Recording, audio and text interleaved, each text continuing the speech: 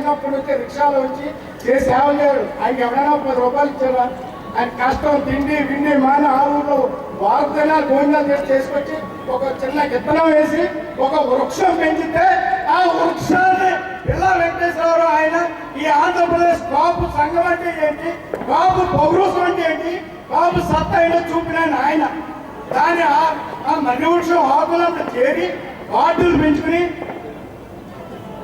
సెక్రటరీకి పైరు వెళ్తుందే సరిపోయింది.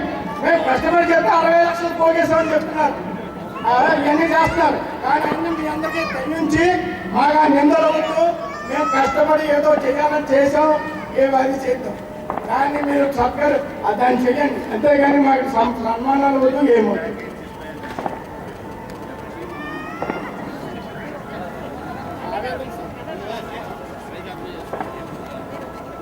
పార్వదేవి గారు